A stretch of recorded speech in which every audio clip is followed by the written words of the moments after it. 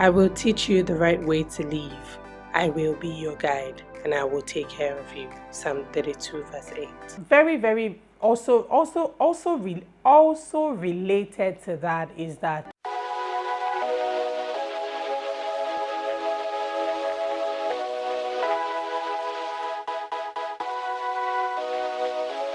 hello, welcome to Live, Love and Laugh with Tosin. Thank you so much for your love and all your support on my last video. If you have not seen that video, I will link it in the description box below.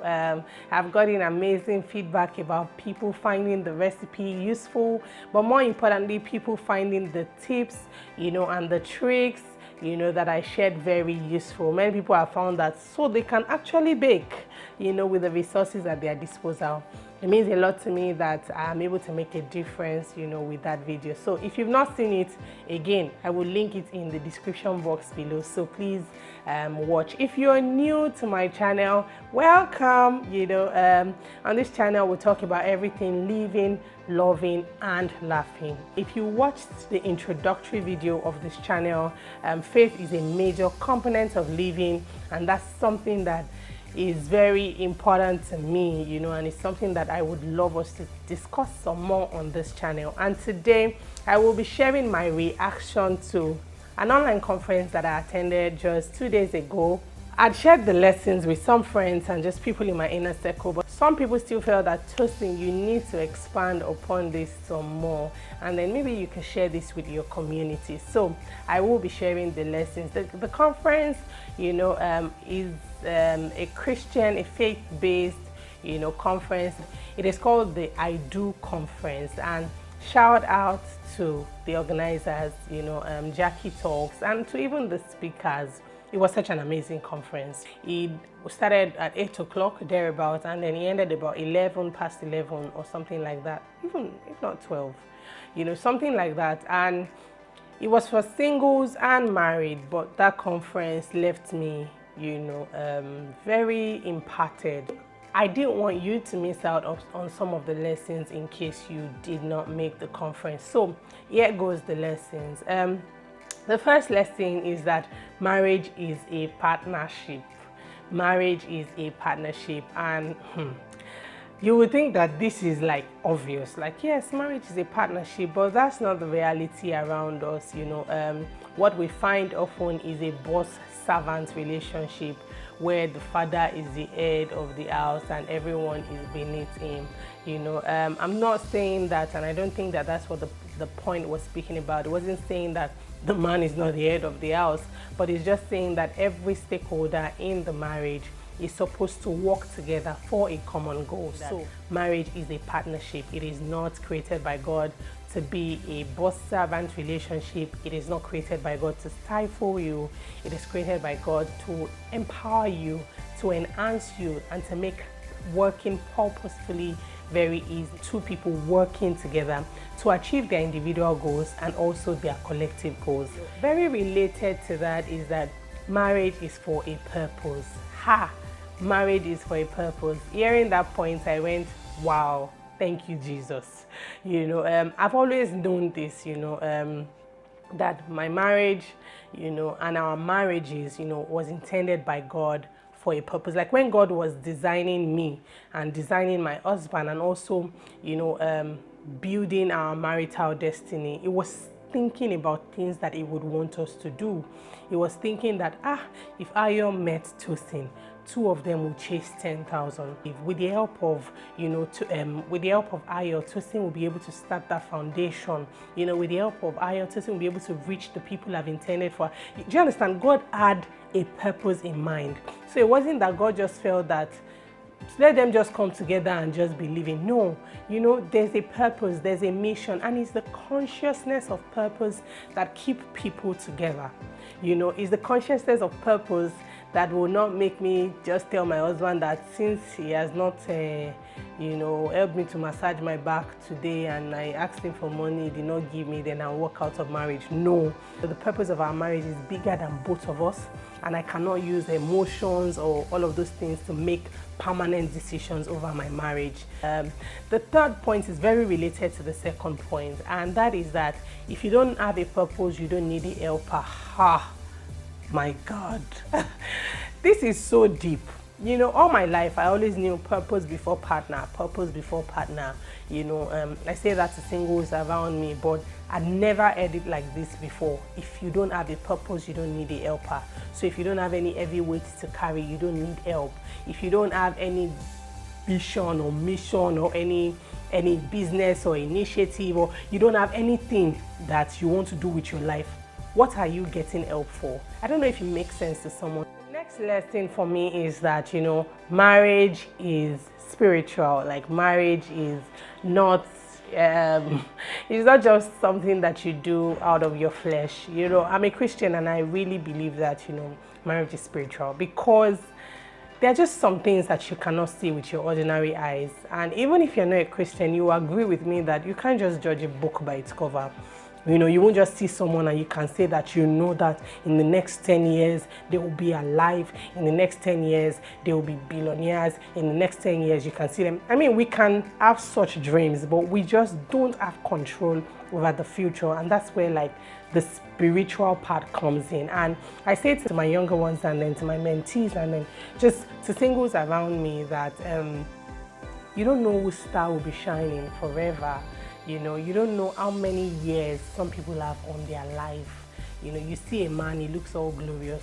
Nobody prays for death. In the next 2 years, bam, there's no more. Let's even not be negative. Let's be positive. You see a man, he doesn't look anything like your future. But that guy is about to be the next president of the world. Do you understand? Like, if God said to me, give me the list of what you want, I will write tall, I will write dark, I will write handsome, I will write all of those fine things.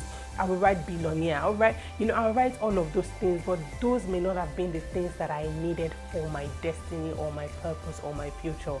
Would they be good things? Maybe yes, but does God have better plans? Absolutely yes. The next lesson is that, marriage is not for broken people. I think it was Pastor Tosin Arifalo. When she said that, I was like, oh my God. And I think she was just speaking to the fact that if you're a broken person, you know how they say hurting people hurt others. So if you're broken, you're just going to create a cycle of brokenness. So you will break your spouse, and you both will break your children. It's not intentional. It's just that you can't give what you don't have. You have baggages, you have insecurities that you're dealing with, you have all of you are not whole. So if you're not whole, you can't even produce whole children. Just like we say, our children will pick our positives, they will also pick our negatives. They will see how battered we are, they will take it from there, they would more. So we kind of just produce a generation of brokenness. So marriage is not for broken people. We would have to deal with all of those things alone before we now go and carry someone else and pour our baggages on them. It is the reality. Even in marriage, I can say that to you. If you are not okay as a partner, you would, before you know it, you will make your partner not to be okay somehow. It just happens in that way. So marriage is not for broken people. You need to be whole if you are going to be married. The next point speaks to courtship, and she said courtship is testing what you have.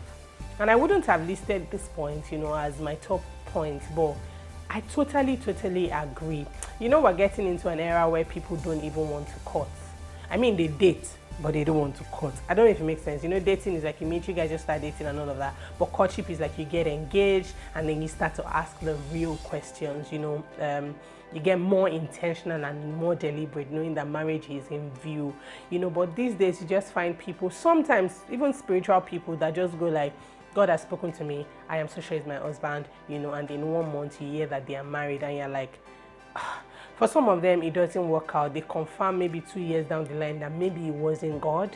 maybe they ate their own flesh, because sometimes it's very easy for you to confuse your flesh with the voice of God. That is the truth, because most times we hear God through our mind, right? And that our mind already knows what He wants. Kind of our mind is made up sometimes, so there is no access. God is speaking, but we cannot hear. Our mind just keeps suppressing the voice of God. It sometimes happens. So when she spoke about courtship being a time to test what you heard, to test what you know. So even if God told you that it will be your husband, give it some time. If you don't test it and you just immediately get yourself into a permanent institution called marriage, I think that's why we have a lot of divorces sometimes. Some people just get into it and they're like, it's not what I thought. It's not who God said He was, all of those things. But yeah, courtship is testing what you have. The next lesson is that marriage only exposes what is inside of you, and this is vice versa even for your partner. She said that when you meet your spouse or you meet someone, just assume that they are in their best. Like that's the best that they can be. It's a good place to start, because the truth is when you meet a guy, he's alpha and omega, he's trying to be your father, your brother, he's trying to be everything, trying to open the doors for you, buying you flowers every now and then, trying to please you, which is normal. Even the ladies sometimes, you are cooking, cooking, slaving yourself, washing clothes, doing all of those things. And then they get married and the girl cannot do that thing again, or the guy just can no longer keep up with that. So just assume that you saw them at their best. So let's even now get to things like attitude and character. So if you see things that are not good, that that you cannot cope with, don't think that you will change them. And I think that I touched on this in one of my other videos, so I won't want to belabor it. If you've not seen that video, I would also link it down below. You can't change anyone. What you see is what you get. If anything, it may even get worse. So be very frank, be very practical. Don't be emotional about any decisions whilst going into marriage. Okay, the next point is not so much about singles, it's really for married people. I think it was Mike Bamloe, and he spoke about some of the fulfillment of God's promises to you as an individual or to your spouse, may not happen in your lifetime. It may happen in the life of your children. It may just be in that little child that you're taking care of. So God has promised you XYZ, but in your lifetime, you may not take delivery of it. But your child may be the one that will be recipients and beneficiaries, of that. I mean, we know the scriptures. There are places where they talk about the curses of the fathers, they will visit it on the children. That's like what it is even for blessings. So it gives you a consciousness that parenting is not a joke. You're not just giving birth to a child just because you are fertile. You are giving birth to a child because you want to populate, the world with godly offsprings, because children are eventually the people that make up the society, and you want to raise them with the knowledge that they have an inheritance in God. Also related to that is that, as parents, we're a link between God, and our children.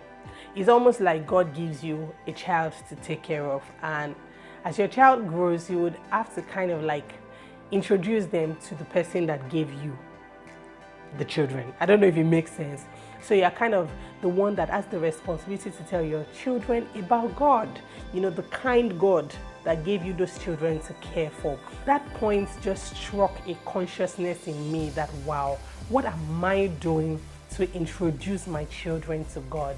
I mean, we may feel like we're already doing some things, but when you think about this more intentionally, you would now ask yourself questions like, am I actually making my children draw near to God, or am I drawing them away from God? So to the final point, which caused a bit of a stir at a conversation on one of the groups that I belong, shout out to Abby's Place, and it was the lesson around, if you don't have the fruits of the Spirit, you really can't be successfully married. And that is so true.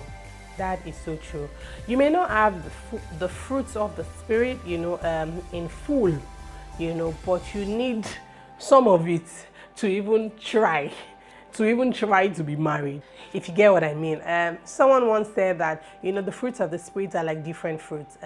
The fact that you like only faithfulness maybe faithfulness was like agbalumo, doesn't mean agbalumo is red cherry. Okay, so faithfulness is maybe red cherry, doesn't mean that you don't need apple, or you don't need orange, or you don't need, you know, carrot, or you don't need. So in this case, the other fruits are like gentleness, you know, meekness, you know, self-control, and all of that. And what that lesson just tells us is that you need the combination of the fruits of the Spirit to actually be successfully married. From joy to love, not the emotion of love, oh. Love like Christ loved the church. That's kind of the instruction to men. You know, even submission takes love. You can't submit to an authority you don't love. You won't be able to bend. You can't. You know, it's your will always be in the way. Think about faithfulness. I mean, you made the commitment to marriage, right? You would have to stick with it till the end. Faithfulness, self-control, gentleness. Gentleness. That's the type that they will tell women that, you know, when your husband offends you, it's like you put water in your mouth and then you hold it in. That's the kind of advice my mom gave me to, like, when you are not happy about something, since you cannot control yourself, you just like assume the position like you put water in your mouth and you hold it in. And when there's water in your mouth, you can't talk. So you kind of like, you are swelling on the inside. But because sometimes gentleness can save you, you know, catastrophic, you know, conversations or decisions and things that can now be very destructive to your marriage, you need that fruit of the Spirit. You can't talk every time. You need to look away sometimes. Self-control. You can't react to everything. You can't respond to every single thing that your partner does. You can't. Doesn't make sense. You know, so the fruit of the Spirit, think about everything, and you will need all of those fruits of the Spirit to really be successful in marriage. So even if you don't have them in abundance, you need a bit of it. And by the grace of God, especially if you're a child of God and you're very committed to growing in your walk with God, you would find that those fruits of the Spirit will grow. Can you like one fruit more than the other? Yes. But do you need all the fruits? Absolutely yes. I hope that you found this conversation and the reaction and my lessons, you know, very, very useful and insightful. If you would still like to watch the conference, I think there's a link to it. It's about 3-4 hours, but I'm going to link it for those that may still want to watch the full conference. But I hope that this summary and these lessons are very insightful, single or marriage, that you found something to take away from this video. Don't forget to subscribe, you know, hit the notification bell, you know, just right beside the subscribe button, so that you see my next video when it comes. My next video is going to be very interesting. Thank you so much for watching. Don't forget to live, to love, and to laugh. Bye for now.